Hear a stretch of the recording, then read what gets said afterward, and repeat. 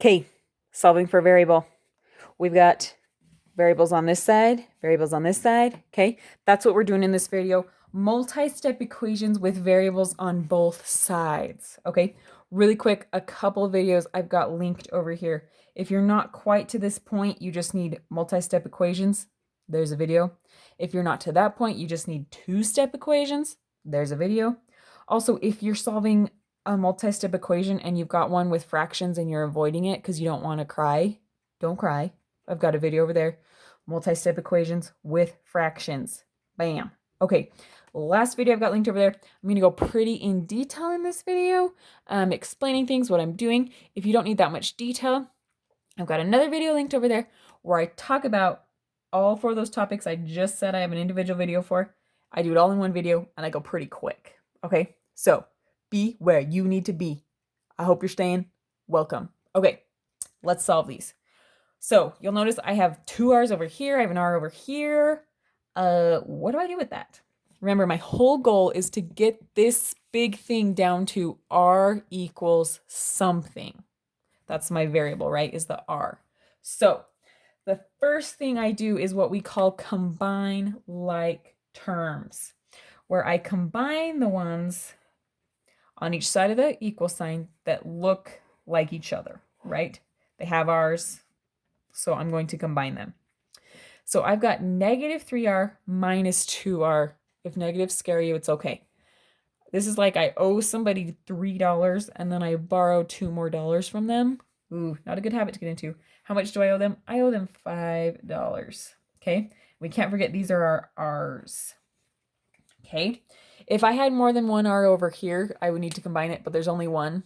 And we'll get these combined with each other in a minute. Hold tight. Since they're on different sides of the equal sign, we treat them separately for a minute. Okay, now I combine the ones that are just R-less. Okay, so I've got 3 minus 11, another negative thrown at us. Your kindergarten teacher told you couldn't do this, right? And then you found out you could later. All right, that was a sad day. 3 minus 11 is negative 8. It's like, I have $3. I want to buy something for $11. If I buy that, I'm going to be $8 in debt, right? Okay, so this side, we're all got our like terms combined. So this is equal to R plus 16. Okay, next thing, I need to get everything together on the same side of the equal sign. I want the R's on one side and the numbers on the other side, okay? So I personally have gotten into the habit of just keeping my variable on this side. So I usually try to get the variable over here, but at this point, we could add 5R to both sides or subtract R from both sides. We will eventually get to the same place, okay? So I'm going to subtract R from both sides. Why am I doing that? Because I'm just trying to get everything together. Why can I randomly just subtract R from both sides? As long as I add, subtract, multiply, divide, whatever, the same thing to both sides, it's fair game, okay? So I just do things that make my equation go where I want it to. Because watch what happens after I subtract R from both sides. Right here, I've got R minus R, which is 0, right? If I have an R, I take an R away, I've got 0. So now I've got negative 5R minus R. If the R doesn't have a number with it, there's really like an invisible 1 here. So if I owe someone $5, then I borrow another $1, I'm negative 6R.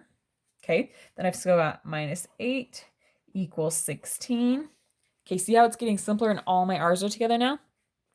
Okay, now I want this all by itself, so I need to get rid of this negative 8. So I'm going to add it. Again, why am I doing that? Because it's going to help my equation look how I want it to. But I can't just add 8. I got to also add 8 to this side to keep my equation balanced. Okay, so then I'm left with negative 6R equals 16 plus 8 is 24. All right, now these are being multiplied, so I'm going to divide by negative 6. because look what that does. Negative 6 over negative 6 gives me 1. So I'm left with 1r, or just r. 24 divided by negative 6. Positive divided by negative always gives me a negative. 24 divided by 6 is 4. Look at that. Now we can always go plug that back in to make sure we got the answer right. I'm not going to take the time to do it right now, but you can always do that. Okay. All right. Not too bad, right? You're like, that was the funnest math problem I've ever done. I knew it. So we're going to do another one. Okay. Combine like terms. So I'm going to combine my p's over here. All right. Negative 5 plus 16. You can also think of this as 16 minus 5, which gives me 11p. Okay. Now, on this side, I just have a negative 4. I don't need to combine it with anything else over here. So, minus 4 equals, I just have 6p. And I have 9 and 2. Those are my like terms over here, right? So 9 plus 2 gives me 11. And then I've got that 6p. When they're being added like that, you can switch the order as long as you keep the signs with the correct number. Okay, so now I'm just trying to get everything where it needs to be. So I'm going to subtract 6p from both sides. Okay, because that goes to a 0. 11 minus 6 gives me 5p. I've still got minus 4 equals 11. Now this is just like a two-step equation. I'm going to add 4 to both sides. So I've got 5p equals 15. Ooh, this is looking less and less scary.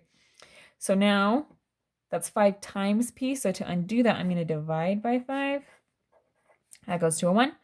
P equals 15 divided by 5 gives me 3. Woohoo! Okay. This one looks a little intimidating, right? Now, usually I tell you to combine like terms first, but these like terms are all being divided by a 7. So I first need to get rid of that 7. How do I get rid of that? Guess what? Look what happens if I multiply this side by 7. But if I multiply this side by 7, I must multiply this side by 7, right? Okay, to keep my equation balanced and true, okay? Now, so 7 is being multiplied by all these things, but 7 over 7 is just 1. So when I multiply this by 7, guess what? Those cancel each other out. And all I'm left with over here is my numerator, the top numbers. 17w plus 2 minus 4w plus 8. Wasn't that cool? Yeah. Now, if there had been something being added or subtracted on the back behind this fraction, I would have needed to have gotten rid of that first over to this other side before doing that. Okay? Just a quick side note. All right. Now, 7's being multiplied by this. The 7 distributes in. You must make sure it's being multiplied by all 3 of those. Okay? So, 7 times negative 1 gives me negative 7. 7 times w gives me 7w. And 7 times 11 gives me 77. I was going to make a joke about a gas station, but then I stopped. Okay. Now, this looks just like these, right? Combine like terms. So, 17w and negative 4w. What is that? 13? Yes, 13w. And then I've got 2 and 8, which gives me 10. Okay, that's that side. Not too scary anymore, right? And then I combine like terms over here. I just have 1w, the 7w, so that just stays 7w. Are you guys impressed with all these colors I'm juggling right now? Thank you. All right, then these guys are like terms, right? Negative 7 and 77, which is just like 77 minus 7, which just gives me 70, right? Positive 70. Okay, now I need to get all the W's together, all the numbers together on the different sides of the equal sign. So I'm going to subtract 7W from both sides. Okay, that goes away. 13 minus 7 is 13. Yes, I just used my fingers. All right, 6W plus 10 equals 70. All right, oh, now we've done this before. This is like an old friend now, right? You never thought you'd be happy to see something like that. But compared to this is pretty nice, right? All right, remember my whole goal is getting this W alone, so I need to get rid of that 10. I'm going to subtract it from both sides. Let's scoot over here. So I've got 6W equals 60. Got to get rid of that 6. It's being multiplied, so I'm going to divide. So I'm left with W equals 10. What? Okay, last one. I bet we can do this one pretty quick. All right, combine like terms. I've got 6n and negative 3n. So 6 minus 3 gives me 3n. Okay, what are my other like terms? I've got 10 and negative 5.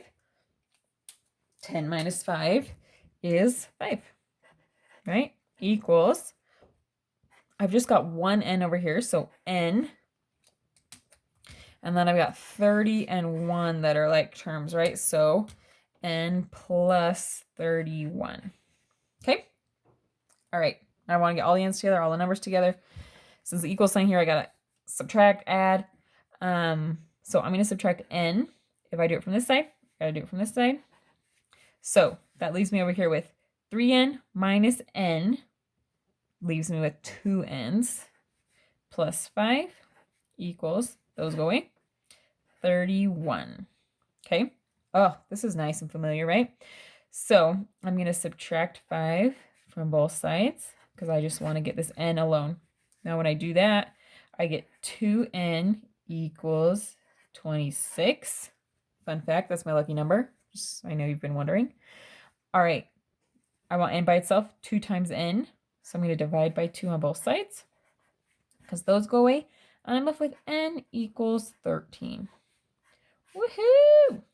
All right, look at us just do all that and look how pretty the colors are. Okay, all right, hopefully that made sense. And hopefully you can maybe eat some ice cream and then go to bed and have dreams of math that are nightmares.